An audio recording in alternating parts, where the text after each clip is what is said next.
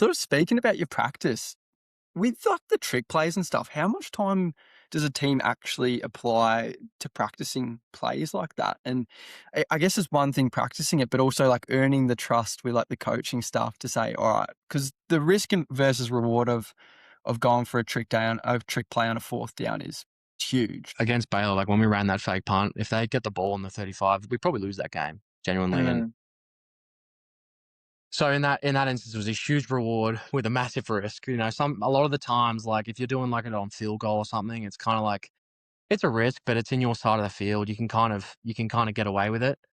But if you do like a fake punt, there's a ton of risk. Yeah. So we like at practice, like we'll have like 18 to 21 periods, which is 5 to 7 minute periods, and you'll have like a punt period, which is about 5 minutes. But then once my punt period's done and field goal period's done, I'm done with practice. So we still stay out there, but like we'll go and like just rep the fake like a ton. I don't know if you guys saw, but like we did like a through the legs against UCF. Mate, that was awful when we started implementing that. They were like, "What do you think of this?" I'm like, "This is so stupid." Like, because I just said to them, I'm like, "Why don't we just like pop it over the head? Like that'll be a whole lot easier." And that's the thing that because coaches, I mean, they get paid very well, obviously, but they get paid to like execute, and they study film like no one's business. And the coach was explaining to me, if we can like emulate you putting the ball down, it's going to draw them for that extra 0.1 of a second. And I'm like, righto, mate, whatever.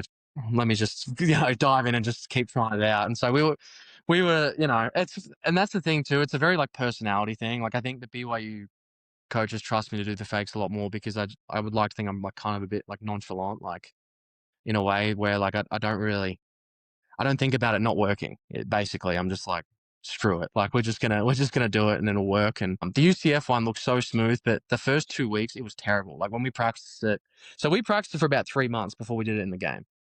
So and we're talking like hundreds, like almost probably 1,000 reps of it. Like just understanding where he's going to be, like when I throw it, the timing of it. And it's funny because like if you catch the ball wrong on a hold, it screws the throw underneath. So I was like, just catch the ball good, because if I bobble this, it's going to screw the timing.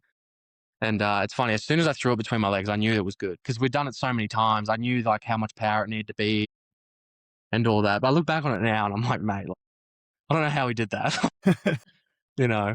And I remember running off the field and I said to my head coach, I'm like, that's going to be on ESPN, and he was laughing his head off. Like, so yeah, it's cool. It's just like if the coaches see that you're diligent, like at practice, and you're willing to like really crack in and like work at it, they just build trust. And so mm. as much as like I would like to think I'm pretty like relaxed, like they know that I'm gonna go after it and like rep it out. And so yeah, it looked good when it needed to, but it looked terrible sometimes at practice. Let's just say like the details involved and the hours, I guess, for a 5-second clip is just insane, isn't it? Oh, yeah, and yeah, it's so funny. And even like particularly like with the rollout scheme, the actual punt, like, where they have to move at how long, like it's just like it's them understanding my speed and me understanding their speed. And, I mean, we only have a 5 minute punt period, but those guys are, post practice, like we're going out and we're working out like how many yards we should be. And it's just the film study. And like, as I said, like, I think they did like a study that a whole American football game, if you were to just take out the timeouts, take out the stops from the moment the ball is snapped to in someone's hands, I think the whole game is like 8 minutes. And it's a 4 hour game. You know what I mean? Like the actual playing time is like so short.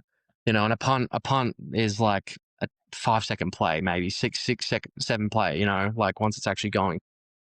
Yeah, it's a lot of work for, very minimal game time, but it's such an important role, right? Like, I mean, you don't realize you need a punter until you have a bad one. This is, I guess, the saying that the coaches say over here. And um, if the coaches don't talk to you, you're doing pretty good. That's kind of like if I don't have my coordinator ever talking to me or my head coach or anything, I'm like, oh sweet, I must be doing pretty good here. So There's so many positions in American football that you don't want to be talked about because when you're getting talked yeah, about, that's when you're playing poorly. exactly.